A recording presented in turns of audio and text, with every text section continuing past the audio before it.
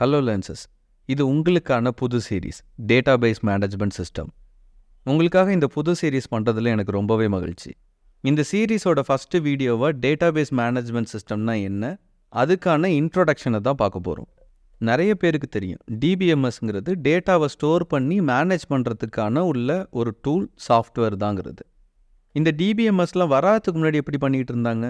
எல்லாத்தையுமே ஒரு ஃபோல்டரில் டெக்ஸ்ட் ஃபைலாவோ இல்லை சிஎஸ்வி ஃபைலாவோ தான் மெயின்டைன் பண்ணிகிட்டு இருந்தாங்க. இப்போ ஒரு கம்பெனியில் அங்கே இருக்கிறவங்களோட டேட்டா எல்லாத்தையும் ஒரு ஃபோல்டரில் இந்த மாதிரி மெயின்டைன் பண்ணிட்டு வராங்கன்னு வச்சுக்கோங்க. நிறைய பீப்புள் வரும்போது இந்த டெக்ஸ்ட் ஃபைல் நிறைய க்ரியேட் பண்ணுற மாதிரி சுச்சுவேஷன் வரும். இப்போ இதில் ஏதாச்சும் ஒரு யூசரோட ஃபைலை நம்ம கண்டுபிடிக்கணுங்கிறது எவ்வளோ சிரமமாக இருக்கும், ரொம்பவே கஷ்டமாக இருக்கும். இப்படி ஃபோல்டரில் நம்ம மெயின்டைன் பண்ணும்போது அதை சர்ச் பண்ணுறது ரொம்பவே கஷ்டம்.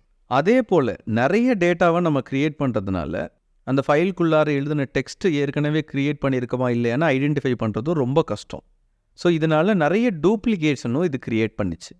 இது மட்டும் இல்லாமல் அந்த கம்பெனி பெருசாக இந்த ஃபோல்டரை மெயின்டைன் பண்ணுறது எவ்வளோ கஷ்டம். இதை தான் ஸ்கேலபிலிட்டி இஷ்யூன்னு சொல்லுவாங்க. ஸோ ஒரு டேட்டாவை ஒரு ஃபோல்டரில் இந்த மாதிரி ஸ்டோர் பண்ணுறதுல இவ்வளோ பிரச்சனை இருந்துச்சு. இது எல்லாத்தையும் சரி பண்ணுறதுக்காக கொண்டு வந்தது தான் இந்த டிபிஎம்எஸ்ங்கிற ஒரு அப்ரோச்.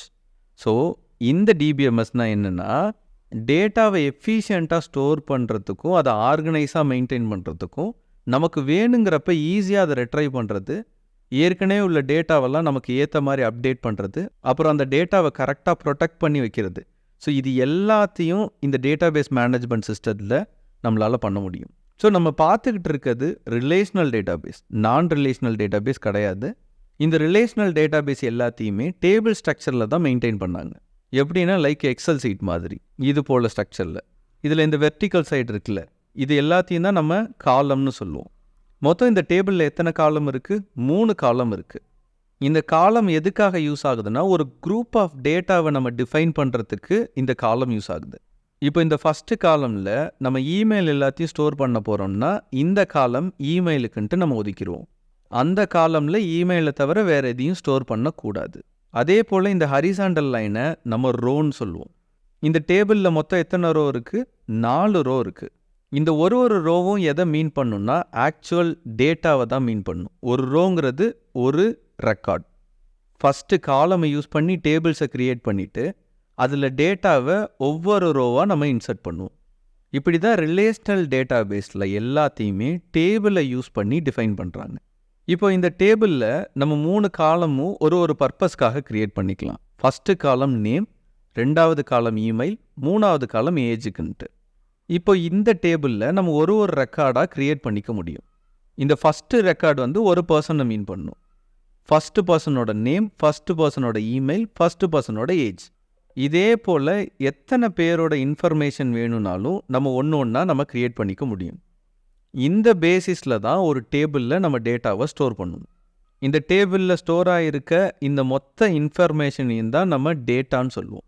இது போல் டேட்டாவை நம்ம டேபிளில் ஸ்டோர் பண்ணும்போது எல்லாமே ஒரே டைப்பாக ஸ்டோர் பண்ண மாட்டோம். இந்த டேட்டாவில் நிறைய வகை இருக்குது. டெக்ஸ்ட் ரிலேட்டட் டேட்டா எல்லாமே இருக்குது. இந்த அரவிந்த் குமார், பிரியா ரமேஷ், இது எல்லாமே டெக்ஸ்ட் ரிலேட்டட் டேட்டா. அதே போல் நம்பர்ஸ் எல்லாம் ஒரு வகையான டேட்டா. இந்த ஏஜுக்கு பாருங்கள், 28, 22, 34 நம்பர்ஸ் கொடுத்துருக்கோம். இதே போல் டேட்டா கூட நம்மளால் ஸ்டோர் பண்ணி வச்சுக்க முடியும்.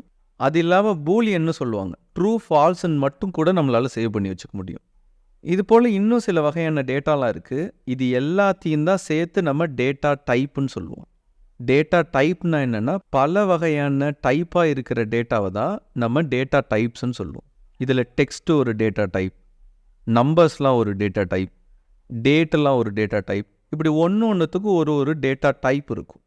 இப்போ நம்ம ஒரு காலம் க்ரியேட் பண்ணும்போது அது என்ன டேட்டா டைப்புங்கிறதையும் சேர்த்து தான் நம்ம க்ரியேட் பண்ணுவோம். இப்போ நேம்ன்ட்டு ஒரு காலம் நம்ம க்ரியேட் பண்ணியிருக்கோம். இதோட டேட்டா டைப் ரிலேட்டட் டு இந்த டெக்ஸ்ட்டாக தான் இருக்கும்.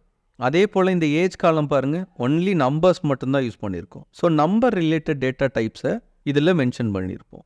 இப்படி ஒரு காலம்க்கு ஒரு டேட்டா டைப்புன்ட்டு நம்ம க்ரியேட் பண்ணுவோம்.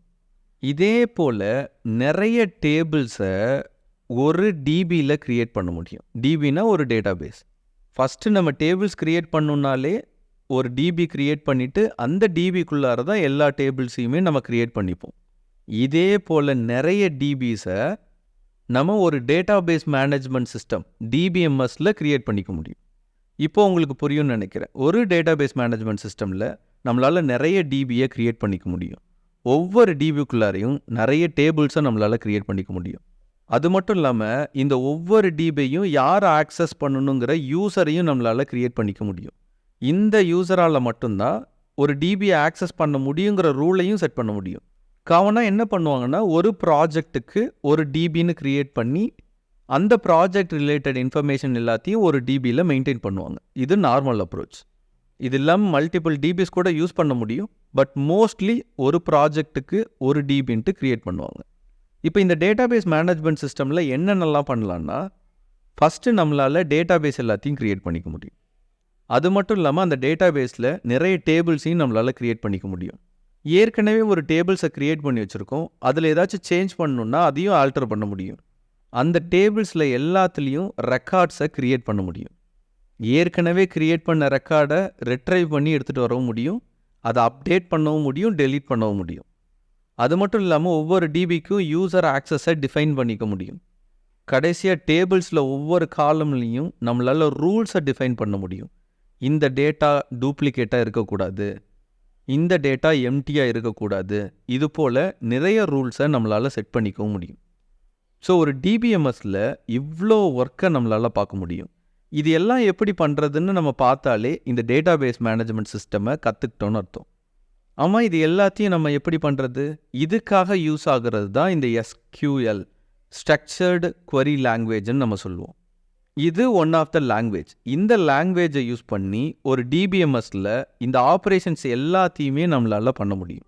ஸோ நம்ம என்ன கற்றுக்க போகிறோம்? ஒரு டிபிஎம்எஸ்ஸை இன்ஸ்டால் பண்ண போகிறோம். இன்ஸ்டால் பண்ணிவிட்டு எஸ்கியூஎல், ஸ்ட்ரக்சர்டு குவரி லாங்குவேஜை யூஸ் பண்ணி இந்த டிபிஎம்எஸில் இந்த ஆப்ரேஷன்லாம் எப்படி பண்ணுறதுன்னு கற்றுக்கிறது தான் டிபிஎம்எஸ்ஸை கற்றுக்கிறது. இந்த டிபிஎம்எஸ்ஸை நிறைய கம்பெனிஸ் ப்ரொவைட் பண்ணுறாங்க. அதில் ஃப்ரீயாகவும் ப்ரொவைட் பண்ணுறதுக்கு நிறைய கம்பெனிஸ் இருக்குது. இதில் பாப்புலரான டிபிஎம்எஸ்லாம் இருக்குது. அதுதான் போஸ்ட்கிரஸ்குவல், மைஎஸ்குவல்லாம். இது எல்லாமே ஓப்பன் சோர்ஸ் சாஃப்ட்வேர், ஃப்ரீயாக ப்ரொவைட் பண்ணுறாங்க. இதை நம்ம ஜஸ்ட்டு ஃப்ரீயாகவே டவுன்லோட் பண்ணி நம்ம லேப்டாப்லேயோ இல்லை சர்வர்லேயோ இன்ஸ்டால் பண்ணி நம்மளால் டிபிஎம்எஸ்ஸை நம்ம ப்ராஜெக்ட்டுக்கு ஈஸியாக யூஸ் பண்ண முடியும். இந்த சீரீஸில் நம்ம எதை பார்க்க போகிறோன்னா, எஸ்கியூஎல்லை யூஸ் பண்ணி மைஎஸ்கியூஎல் டிபிஎம்எஸ்ஸை எப்படி ஆக்சஸ் பண்ணுறது, அதில் டேபிள்ஸை எப்படி க்ரியேட் பண்ணுறது, ஒரு ப்ராஜெக்ட்டுக்கு டேபிள்ஸை எப்படி ஸ்ட்ரக்சர் பண்ணணும், இது எல்லாத்தையும் தான் நம்ம கற்றுக்க போகிறோம். அடுத்த வீடியோவில் மைஎஸ்கியூஎல்லாம் எப்படி இன்ஸ்டால் பண்ணுறது, அதில் டேபிள்ஸ் எல்லாம் எப்படி க்ரியேட் பண்ணுறதுங்கிறத ப்ராக்டிக்கலாக பார்க்கலாம். அண்ட் தேங்க்யூ ஃபார் வாட்சிங். இது லேர்ன்ஸ் டெவலப்மெண்ட் ஹப்.